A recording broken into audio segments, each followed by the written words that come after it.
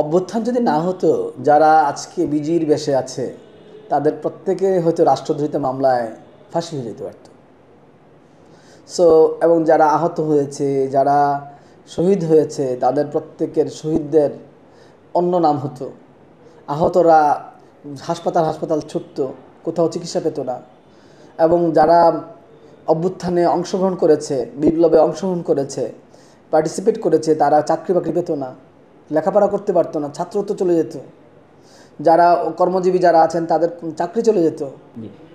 Sir, আরেকটু specific যদি বলি যে এই যে দলটা যারা দীর্ঘ 16 বছর ক্ষমতায় ছিল, আওয়ামী লীগ, যাদেরকে ফ্যাসিস্ট তকমা নিয়ে আসলে পতন ঘটানো হলো যাদেরকে, এই দলটা যদি থেকে যেত তাহলে এখন রাজনৈতিক পরিস্থিতি আসলে কেমন থাকতো? একটু অভ্যুত্থান যদি ব্যর্থ হতো বা বিপ্লব যদি ব্যর্থ হতো, বাংলাদেশে কমপ্লিট একনায়কতন্ত্র প্রতিষ্ঠিত হয়ে যেত। RICL TMX, যুগের পর যুগ স্থাপনা থাকে মজবুত। এটার এই অভ্যুত্থান ব্যর্থ হওয়ার একটা চ্যালেঞ্জ আছে মারাত্মক। সেটা হলো অভ্যুত্থান সফল না হলে কি হয়, সেটা হলো কর্তৃত্ববাদের পতন হয় না। কিন্তু তার একটা নেগেটিভ ব্যাপার ছিল, নেতিবাচক দিক ছিল। সেটা হলো বাংলাদেশের ক্ষেত্রে যে প্রক্রিয়ায় 2009 সাল থেকে একটা দল ক্ষমতা থাকার চেষ্টা করেছে এবং ধীরে ধীরে এক ধরনের কর্তৃত্ববাদ প্রতিষ্ঠা করে আসছে এবং শেষে ফেসিবাদ প্রতিষ্ঠা করেছে। আমার কাছে মনে হয় এই অভ্যুত্থান যদি ব্যর্থ হতো, বাংলাদেশে আর কেউ এই কর্তৃত্ববাদের বিরুদ্ধে প্রতিবাদ করার সাহস পেত না। এবং এর ফলে বরং এমন ভয় তৈরি হয়ে যেত সমাজের মধ্যে, এমনি চরম ভয় ছিল, গুম খুনের কারণে চরম ভয় ছিল। এই ভয়টা এত বেশি বেড়ে যেত যে মানুষ অটোমেটিক্যালি মানে সাবমিসিভ থাকতো রাজতন্ত্রের মতো করে এই আওয়ামী লীগ বা যিনি ক্ষমতা ছিলেন তার কাছে।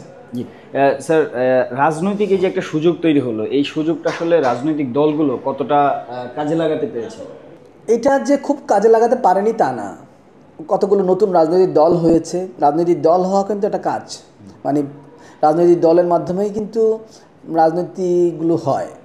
তো রাজনৈতিক দল না থাকে, মানে গণতান্ত্রিক ব্যবস্থা কিন্তু রাজনৈতিক দলের ইম্পর্টেন্স হাই, অনেক বেশি। সো বাংলাদেশে যে রাজনৈতিক দল তৈরি হয়েছে অনেকগুলো, আগেও রাজনৈতিক দল ছিল, এখনও হয়েছে, কিন্তু এখন কতগুলো নতুন ধারা রাজনৈতিক দল হয়েছে যারা নতুন কমিটমেন্ট নিয়ে আসছে এবং তাদের কারো কারোর সাথে গণঅভ্যুত্থানের বিপ্লবের সম্পর্ক আছে। এখন বাংলাদেশের আর্থসামাজিক রাজনৈতিক প্রেক্ষিতে কোনো কিছু করার মধ্যেই কিন্তু সবসময় সফল হওয়া যায় না, অনেক চ্যালেঞ্জ থাকে। বাংলাদেশে চ্যালেঞ্জটাই বেশি কোনো কিছু ভালো কিছু করার পিছনে। তো অনেক সময় সবসময় যে মানুষ মানে নির্দোষ হয়েই মানে ষড়যন্ত্রের শিকার হয় তাই না। অনেক সময় ষড়যন্ত্রের শিকার হয়, অনেক সময় দোষী হয়েও মানে পার পেয়ে যায়। এই সব কিছু সত্ত্বেও আমার কাছে মনে হচ্ছে কি রাজনৈতিক দলগুলো হয়েছে, তারা নতুন কমিটমেন্ট নিয়ে আসছে এবং এই কমিটমেন্টের কারণে পুরাতন দলগুলো একটা চাপের মধ্যে পড়েছে এবং তারাও মনে করছে তাদেরও পরিবর্তন করা দরকার। এই যে পরিবর্তন করা দরকার যে সমাজের মধ্যে আসছে, এটা কিন্তু গণঅভ্যুত্থান এবং বিপ্লবের ফল। স্যার, সংস্কারের আশা এ পর্যন্ত আপনি আজকের দিন পর্যন্ত কতটুকু পূরণ হলো? আর শিক্ষা ব্যবস্থার সংস্কার ছাড়া কি আসলে জাতির ভাগ্য, মানে একটু আপনাকে এখানে একটু বলবো যে আমরা আওয়ামী লীগ আমলে দেখেছি যে গণহারে প্লাস GPA 5 খুব অনেক বেশি পরিমাণে দেওয়া হতো। এবং যখন সাংবাদিকদের একটা রিপোর্টের উল্লেখ আমি করি, সেটা হলো যে GPA 5-এর, আমি GPA 5 পেয়েছি, এটা ইংরেজি কি জিজ্ঞেস করা প্রেক্ষিতে সে অ্যান্সার দিয়েছিল একটা স্টুডেন্ট যে I am GPA 5, এরকম একটা সময় ছিল। শিক্ষা ব্যবস্থার মধ্য দিয়ে, শিক্ষার্থীদের আন্দোলনের মধ্য দিয়ে সরকারের পতন হলো। তো শিক্ষা ব্যবস্থাটা নিয়ে একটু বলবেন।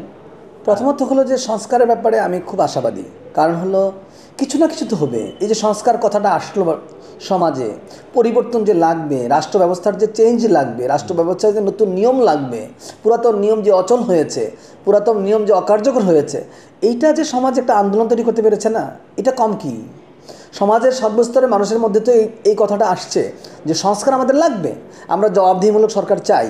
সুতরাং এর প্রেক্ষিতে সরকার যে সকল সংস্কার কমিশনগুলো গঠন করেছে এবং শেষে জাতীয় ঐক্যমত্য কমিশন, এবং জাতীয় ঐক্যমত্য কমিশন যে প্রক্রিয়ার মধ্য দিয়ে রাজনৈতিক দলগুলোর সাথে কথা বলছে বারবার, এটা তো একটা নতুন কাজ এবং নতুনত্ব, একটা আন্দোলন তো তৈরি করছে সমাজে। হয়তো এই মুহূর্তে আমরা হয়তো 50টার জায়গায় 20টা শর্তে একমত হবো বা 10টা শর্তে একমত হবো, কিন্তু হলাম তো 10টা শর্ত তো এগুলাম।